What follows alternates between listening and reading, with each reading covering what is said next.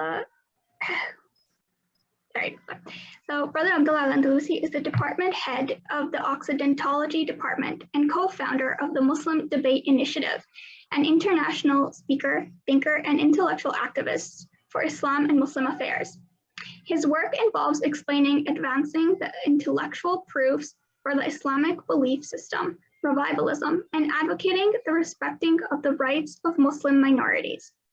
He has 13 years of experience engaging in debates with secularists, nationalists, liberals, atheists, and secular Christians, explaining and examining the background and reality behind Western cultural products, philosophies, political systems, values, and intellectual self-justifications. So Assalamu alaikum, Brother Abdullah. Thank you so much for accommodating us with this little up and down we had. And inshallah, I will now make you a co-host so that you may share your screen and record, inshallah. There we go.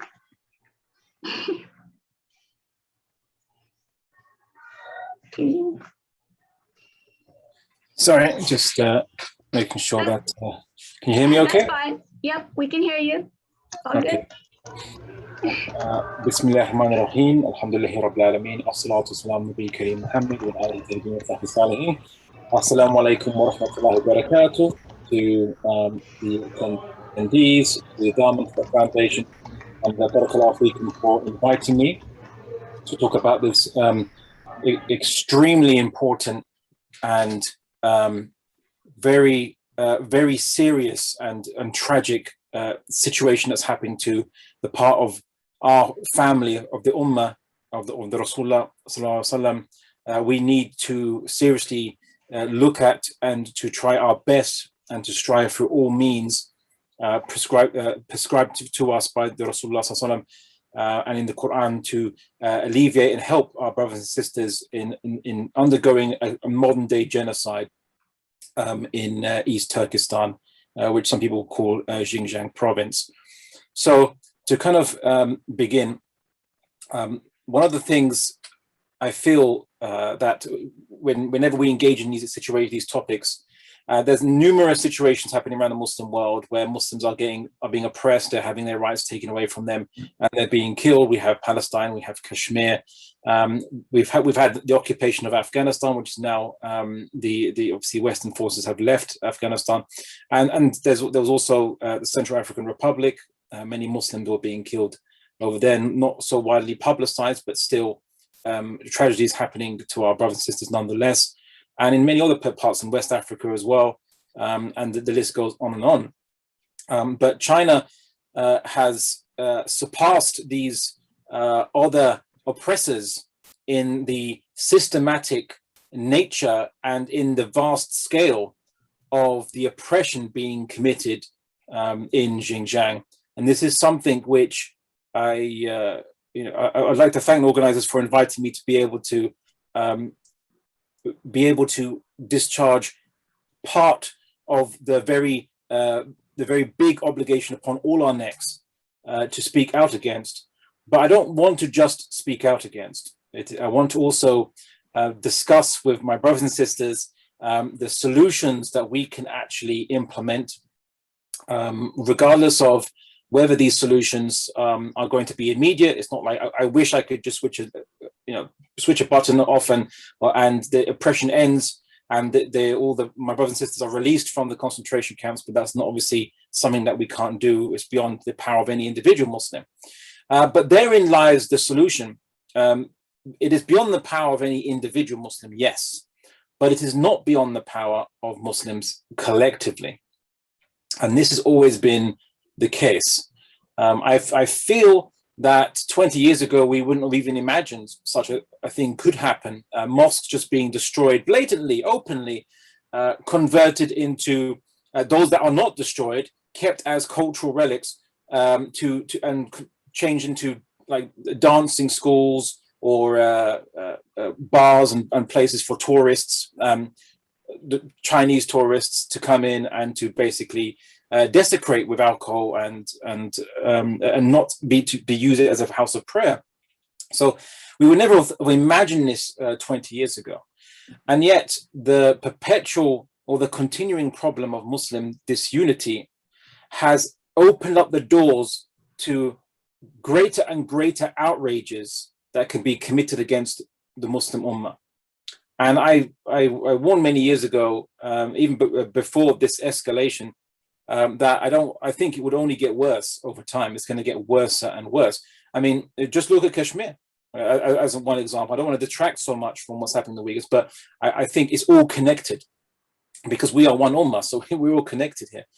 The Kashmir, was an article, an article of Indian law was revoked, which gave Kashmir an autonomous status, and now it was cut into pieces and now formally annexed into India, and the oppressions only increased upon the Muslims in Kashmir. Prior to that, it was meant to be was unresolved territory that was still pending UN resolutions, which obviously UN doesn't really do much solutions when it concerns real people who are really being oppressed. But we are seeing now that people are being brazen enough to do things they never thought about before, or they could never do it in public before, against Muslims, and it's only going to get worse. Now, before I kind of discuss the solution, which I think is from the Quran and Sunnah, which, to be honest, is nothing groundbreaking, radical, or shocking to anyone here. The issue is only our own will to enact that solution, all right? Our own will to see it through and to see how serious this situation is, to use it to motivate us to see it through. So first and foremost, we have to know a bit about the context now. Currently, generally speaking, many Western countries don't usually care about Muslim minorities being oppressed when there's no interest in it. So if they want to cozy up to India as a trading partner, they won't really care so much about the Kashmir issue, only as much as maybe they could leverage it against Pakistan or other countries in the region to serve their own interests. But generally speaking, if their interests are with India, so they don't really care about the Muslims in Kashmir, what's happening to them. But because of a kind of global tussle between China as a rising power and the United States of America, now they seem to care. Even Israel, who's conducting many outrages and oppressions against the Palestinians, are condemning China for what it's doing against the Uyghurs. That's because it's now currently in the West's and its allies' interests to use the Uyghurs as a bargaining chip against China, to attack and demonize China. Not that it needs that much demonizing, the Chinese government, that is. But we have to be careful about being pawns in other people's games, right? And not actually looking out for our own interest as an ummah, having our own interest in heart, and not being exploited by others. Now, by all means, we need to go on the platforms offered to us, many non-Muslim platforms, TV programs, and others who are now taking more interest in the Uyghurs. We need to obviously, of course, go on these platforms when offered, and to speak about the situation that's happening, to in a way ramp up international pressure against China as much as possible. Not that China usually cares about global public pressure, and hence I would say that while we shouldn't issue doing those things, we need to also focus on a more long-term solution, because China will not stop what it's doing. It's kind of cultural and even humanitarian, like anti-humanitarian genocide. So they're cleaning out people. They're trying to bring Han Chinese in to almost colonialize that country, the territory, and they're also basically trying to change the culture and the religion of the people of that territory at the same time. And if you look at the current kind of predictions, they're going to, in essence, make the Uyghurs a minority in their own country and make them visibly and publicly non-Muslim, ideally, following.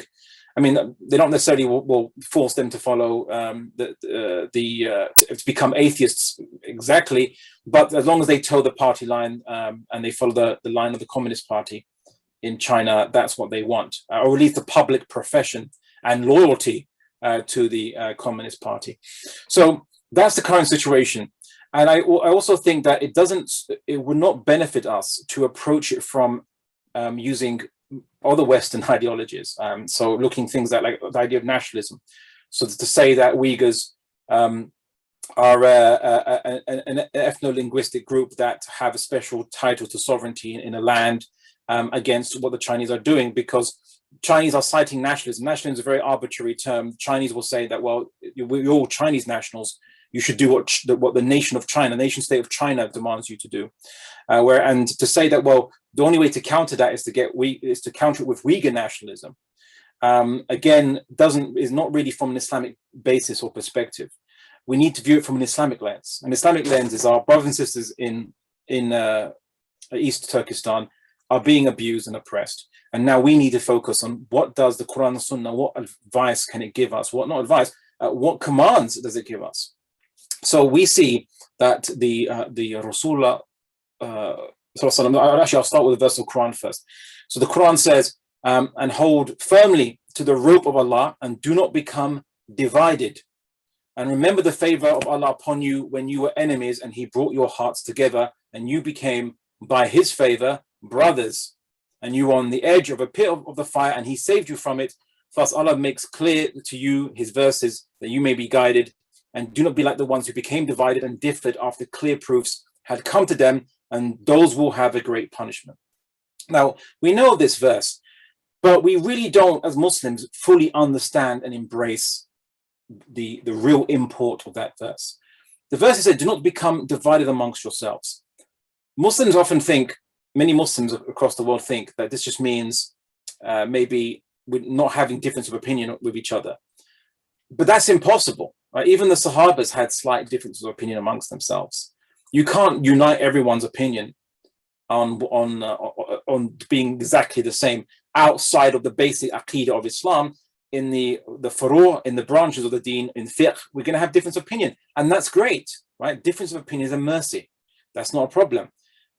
But if that's the case, then what unity is the Quran referring to here?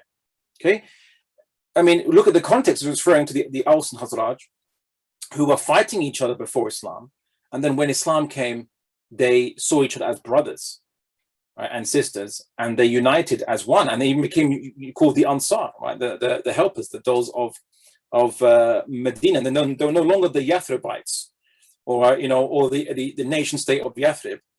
It was Medina, just the city, right? Simply the city of Islam and the launch pad of the comprehensive way of life of Islam to the world.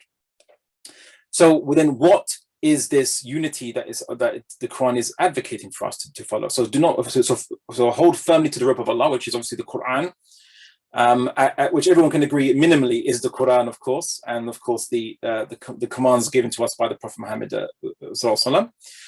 And do not become divided, which means we have to be united. But then what remains? What unity is this?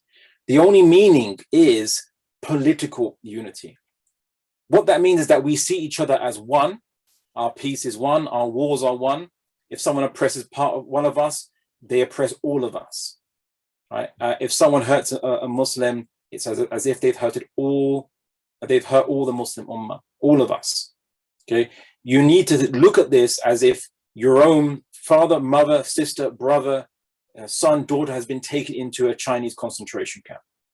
If you don't view it like that, then I would argue you haven't embraced the spirit of unity, which we see in many ahadith by the Rasulullah sallallahu alaihi wasallam. To paraphrase, the ummah is like a body. When part of it is stricken with illness, the rest responds with fever and discomfort, to paraphrase the narration. So we are, in essence, one ummah. But then how do you have political unity? Right? How do you have political unity? What does that mean to have political unity? Well, the Muslims have always understood it for 1,300 years. Prior to colonialism, which cut us into pieces, is that we were meant to be one ummah with no borders between us, and no separate states, and certainly not separate nation states, where from the European idea, and it is a European idea, by the way, of nationalism, whereby they say that each cultural linguistic group deserves to have a state which represents its language and fulfills its particular interests of one particular cultural group against other cultural groups, and they have a better entitlement to the land they live on than anyone else. Whereas as Muslims, we know that we are all part of Bani Adam. You can have different languages, that's not a problem. You can have different styles of food. You can have different styles of dress within the Islamic requirements.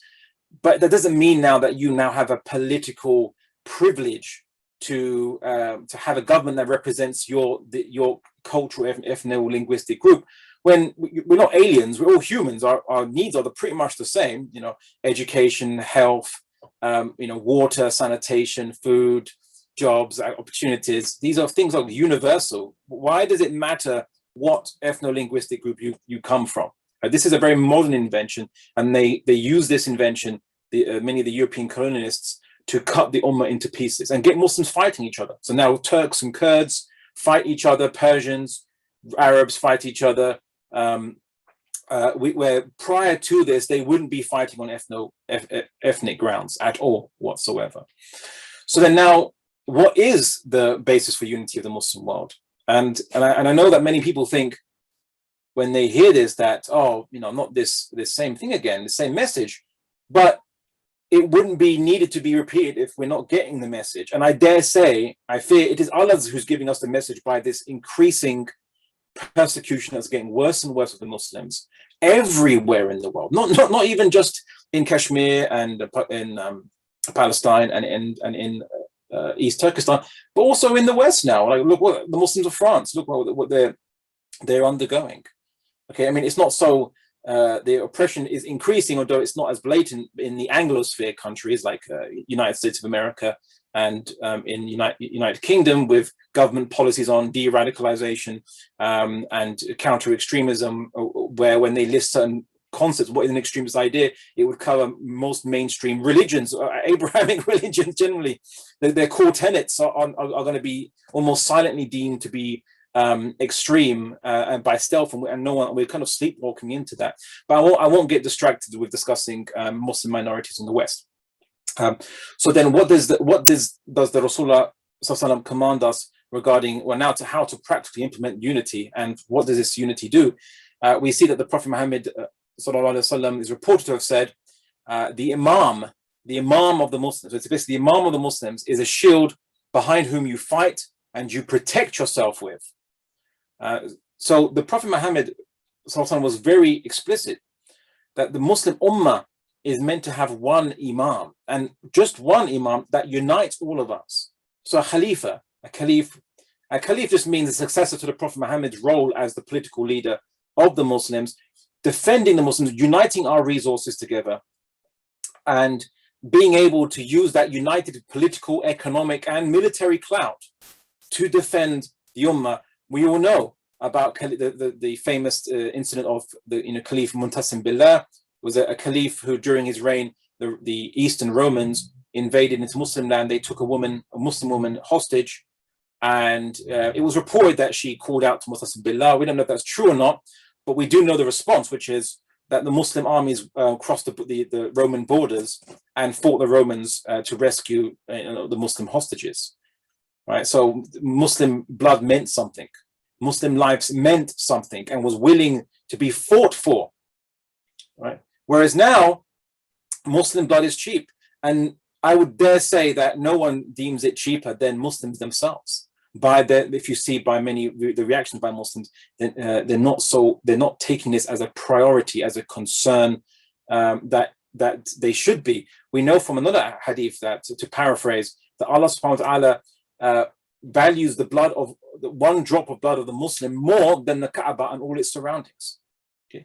What would the Muslim Ummah do if China just came and bombed the Kaaba, destroyed it, and carpet bombed all of Mecca? How would they respond? Well, guess what? The one drop of blood of a single Muslim is worth more to Allah subhanahu wa ta'ala than the Kaaba and its surroundings. The Kaaba and its surroundings, it's not living, right? It's bricks and mortar, as they say, right? Stones and bricks and mortar. But us as Muslims, our blood is worth, or just one drop of it is worth more to Allah than the Kaaba and all its surroundings. This is in the hadith, this is in the Sunnah. We need to take this seriously. And I can't stress this enough. This is not an academic topic here we're talking about.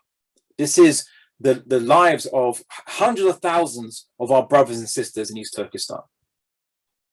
Okay, and what's happening to them? I feel reticent to repeat. It's not just they're being killed in these concentration camps, tortured, raped, brutally, and I feel hard to compose myself and bring out the details. So I'll leave it like that to keep myself legible. But it's not it's something which we need to take seriously. Now, here's the thing.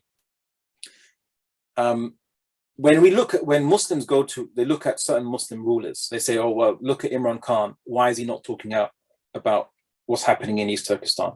Okay.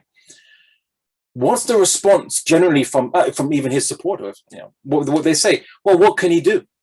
Pakistan is weak against China, and Pakistan needs to have an alliance with China to buttress against India, which India has, a larger army. India, is being very belligerent.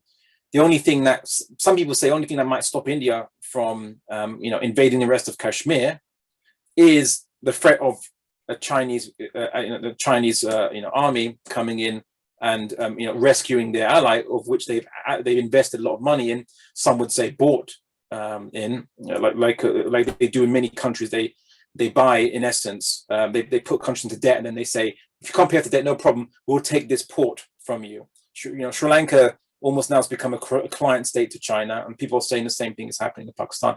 But what about Turkey as well? Again, while Turkey has raised some issues, it doesn't really approach it seriously, because because of the pressure from the West, it needs to find economic allies where it can. Iran too sees, it's a separate weak country, needs to find allies where it can. Certainly under economic sanctions, it's benefit from trade with China. So instead of saying, well, look at these traitors, governments or traitor countries, as I said, most of the Muslim world has business with China. So it's not just those countries, by the way, it's virtually all the Muslim countries. The argument that's always given is they're so weak, they're divided. What can they do? Well, I tell you what it can do, which is we need to reconstitute, and I mean seriously, reconstitute the Khalifa system or Khilafah system that was taken away in 1924 under the fall of the Ottoman Khilafah. If we don't unite our armies, unite our resources, you're going to see that same excuse mentioned again and again and again. Each individual Muslim country is too weak to do anything, right? If we don't have a kind of mutually supporting economic system where, develop our own industries, build trade links amongst ourselves, stop boycotting each other, stop having these ridiculous wars with each other, killing Muslims, which is an offense you can go to Jahannam for. A Muslim killing a Muslim, you can go to Jahannam for this, right? So these are very big things we need to speak out against. But if we don't work, we don't support organizations, peaceful organizations, which use the prophetic method to give da'wah and revive the Muslim ummah, they speak to the armies, they speak to the civil servants, they speak to the people, they speak to everyone, and they are basically trying to get a critical mass together to begin the reconstitution of the Khilafah, a system we've had for 1,300 years.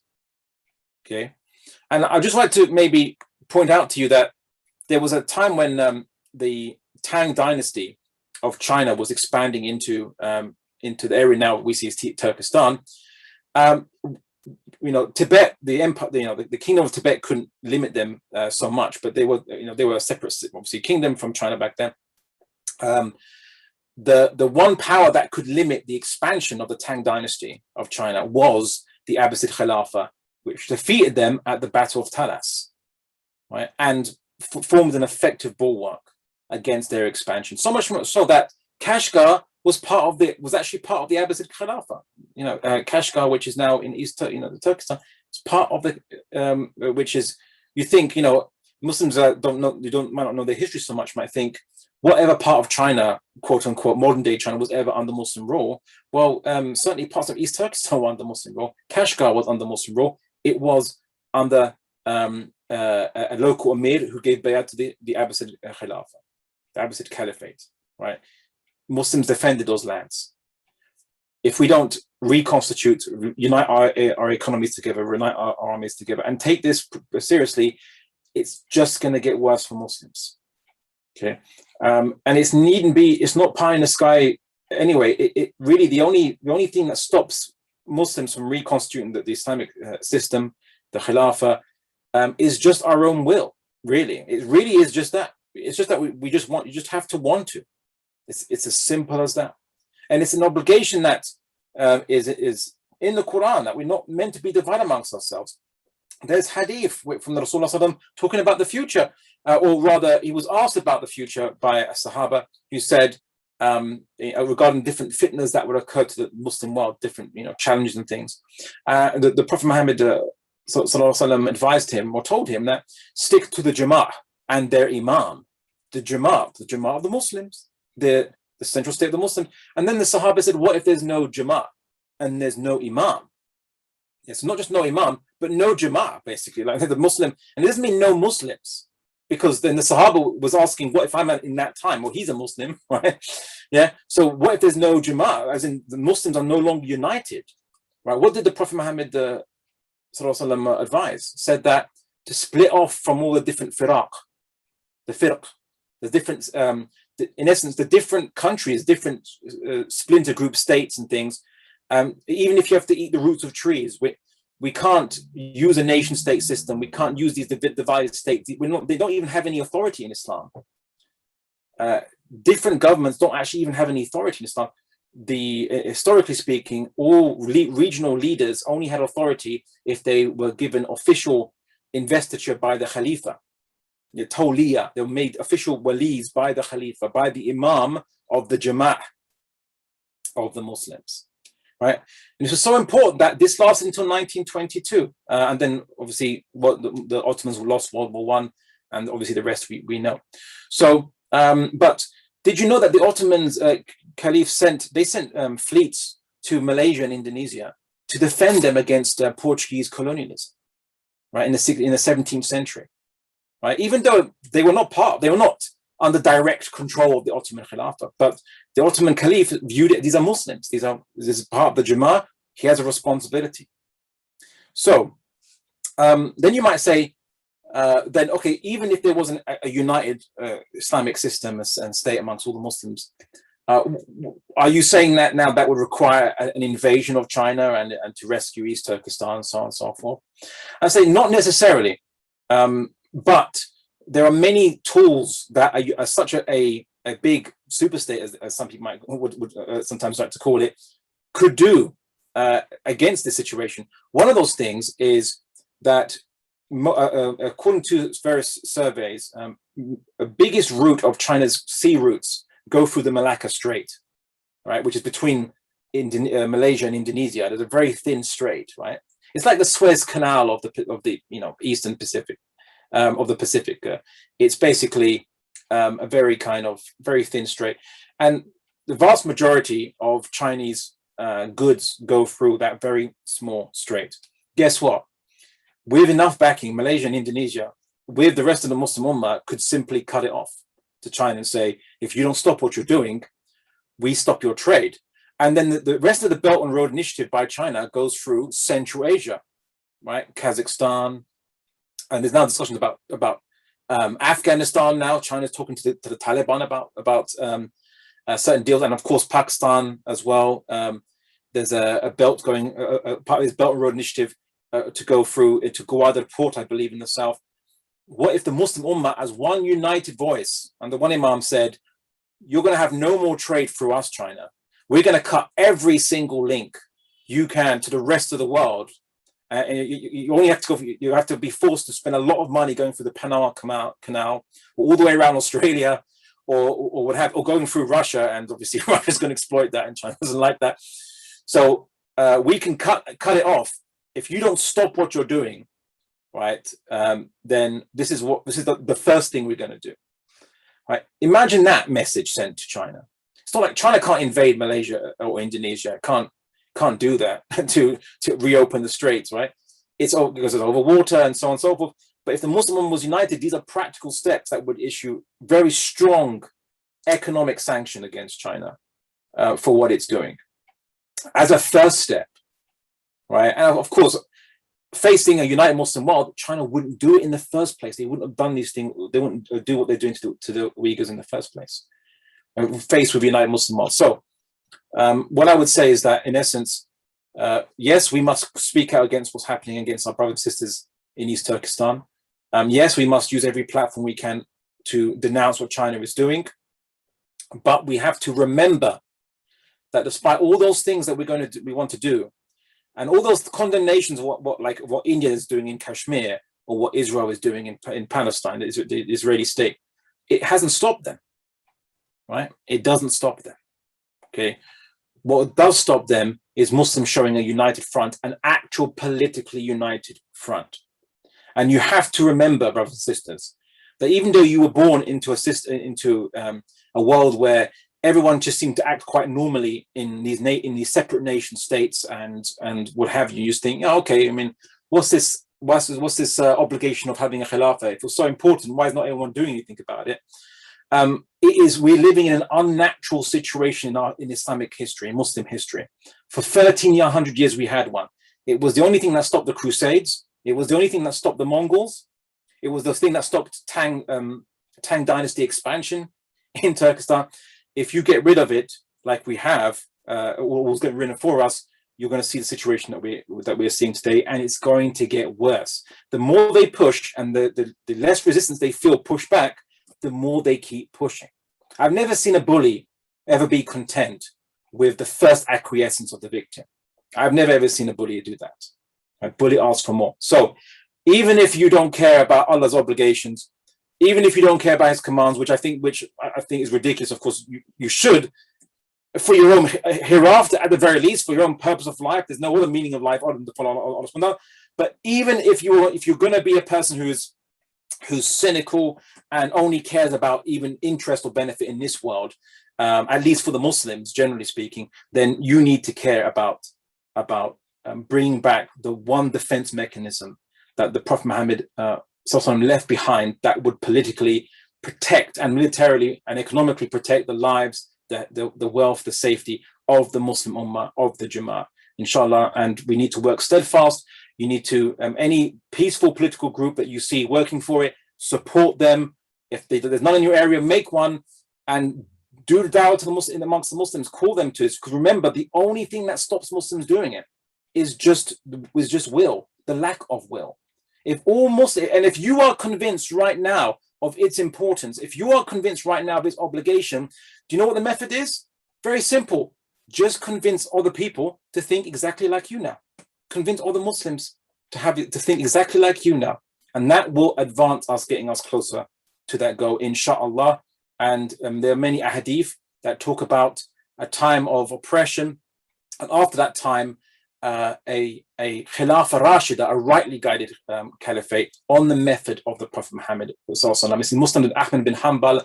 There's a prophecy of the future. There's going to be Khilafah, and then there's going to be oppressive rule, and then afterwards there's going to be Khilafah again, rightly guided Khilafah on the method of the Prophet Muhammad. So we have a promise of victory. So inshallah, let us put our tawakkul in Allah, put our faith in Allah subhanahu wa ta'ala, and let follow his commands and solve permanently these problems so that they never raise their ugly head again. Barakallahu feekum for listening.